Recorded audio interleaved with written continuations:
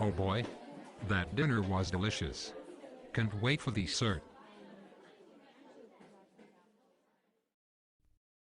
What's wrong with you? You seem troubled. Well, Mr. Christian, you are a Catholic, right? Indeed, I am. I was thinking, how is it possible, in this 21st century of ours, to have an intelligent person like you being a Catholic? I am not following. Don't give me that. What I mean is, how can you follow a church that still believes that sex is a sin?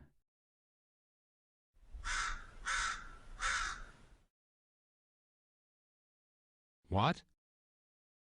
Don't play me for a fool. As far as sexuality is concerned, the church is always saying, don't do this and don't do that. Let me ask you some questions. Does the church allow you to play hockey with the Eucharistic host? Of course not.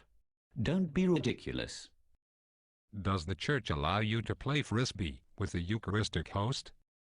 No, it doesn't. Does the church allow you to feed the Eucharistic host to dogs? Again, no. Then, I must conclude, using your own logic, that according to the church, partaking the Eucharist is a sin. Not really. Those restrictions exist to protect the host, which is sacred to the church. Same goes with sex. Yes, I can see what you are saying. But still, I can't agree with all the restrictions that the church imposes on sex. I can't agree with your doctrine. Just a while ago you said that the church taught that sex is a sin. That was wrong. How can you disagree with a doctrine that you clearly do not know? Well, You got me. Then what is that doctrine of yours? First, do you know what a soul is? Well, yes, but it's difficult to find a definition. It's easier than you think. Isn't it something that is inside your body? Something that you must free from the prison of your body? You are so confused. Let me explain. Now, let us meet soul. And meet body. Hello, I am your soul. I am your essence, that is, the principle that animates the body. Hello, I am your body. I am a material being, in which you are infleshed. So, as you can see, the soul is not inside the body, but intertwined with it. Body and soul are not really in opposition, but form a very solid team. United, they are men. And God did not create them to be separated. A body without a soul is a corpse. A soul without a body could not interact with the physical world. It could not be heard, nor seen.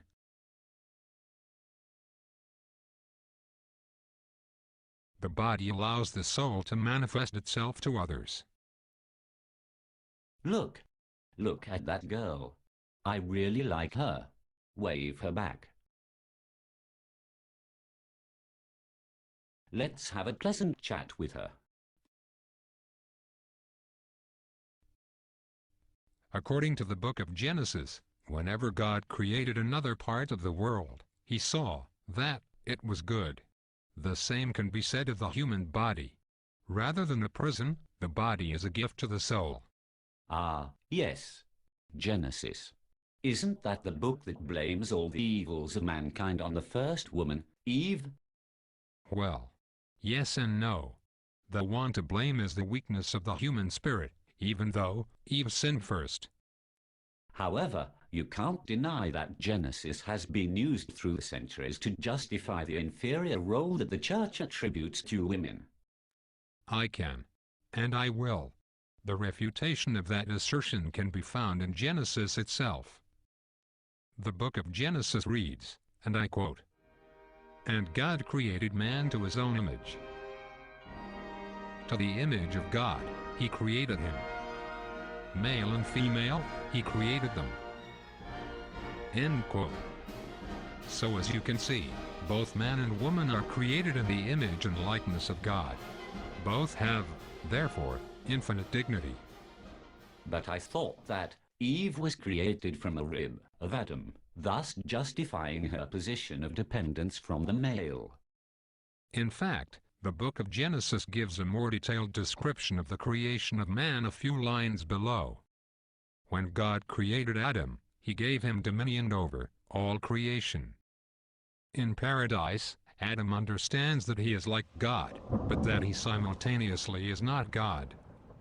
Likewise, Adam understands that he is not like the other animals, in that he possesses rationality, self-knowledge and will. Sadness starts to fill his heart. This is called original solitude. This sadness is easy to understand. Adam was created to the likeness of God. And God is a Trinity, a communion of persons, bound through love. It is not good for the man to be alone, says the Lord. So God creates woman from the side of Adam, flesh from his flesh, bone from his bone. Now it is possible for man to fulfill his image of God. Man and woman may experience love in a communion of persons. All right. I can understand that man's purpose is love, and I agree with that. However, what does sex have to do with love? Why can't I have sex with someone just for fun?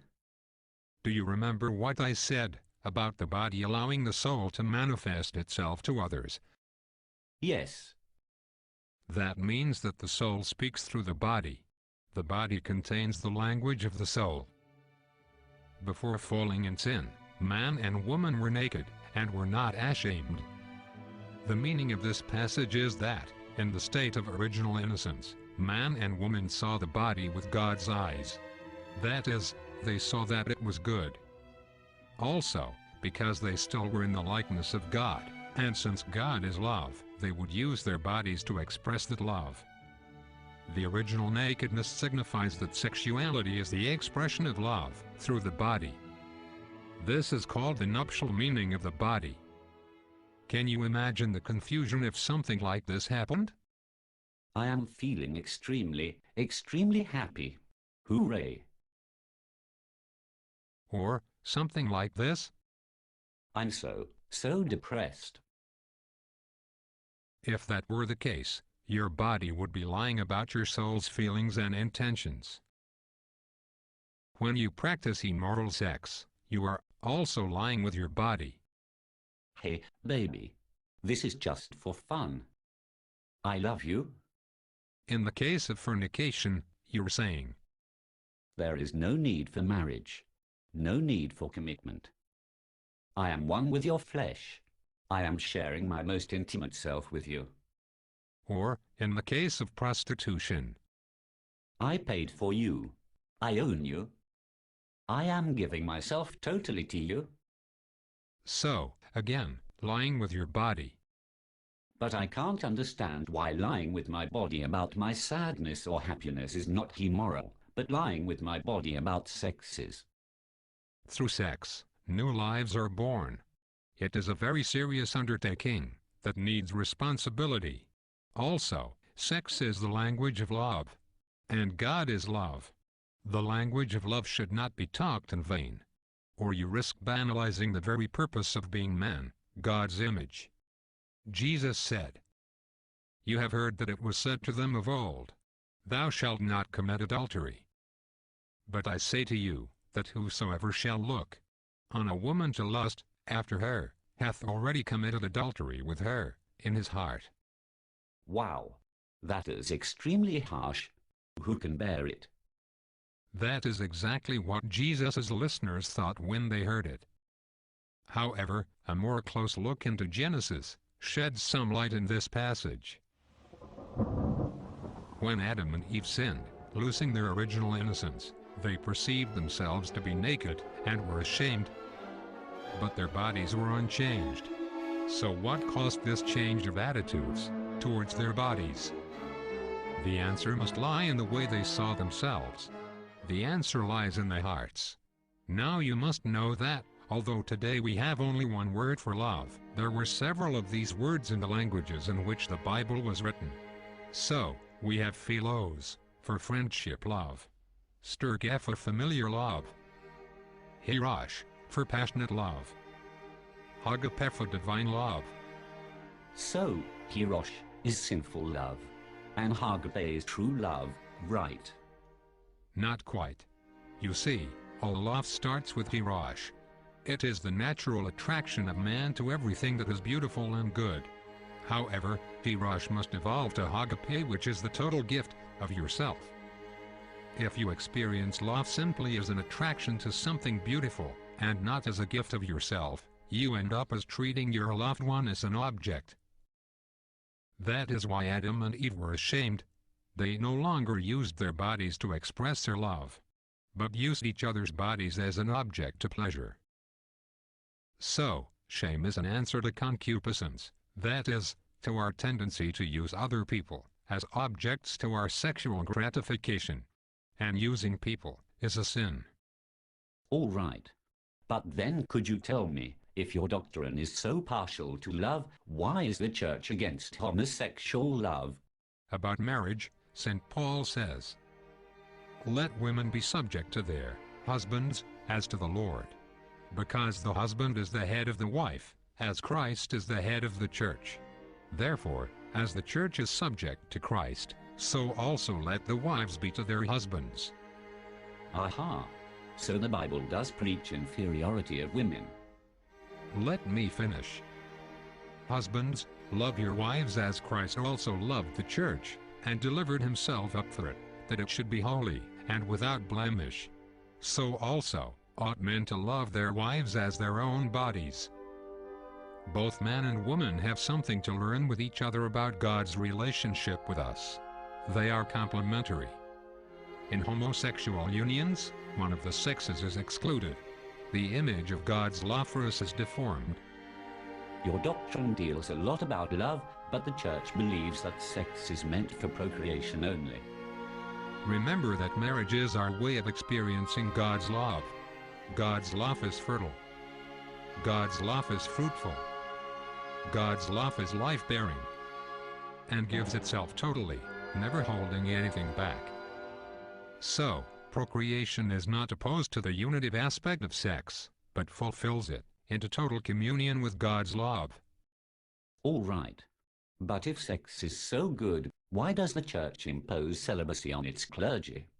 Jesus also said, "The children of this age marry, but those who are accounted worthy to attain to that age and to the resurrection from the dead neither marry, nor are given in marriage." So, marriage is exclusive of this world, and shall not exist after the resurrection. Priests and nuns try to live as in that future stage. Not because sex is bad, but precisely because sex is very good, but God is better. They fulfill the nuptial meaning of their bodies as a life totally given to others. I didn't know anything of this. I told you that you should listen, before judging. You have barely scratched its surface. The doctrine of the Catholic Church is indeed very beautiful, and rational too. I agree. Darling, what are you doing here?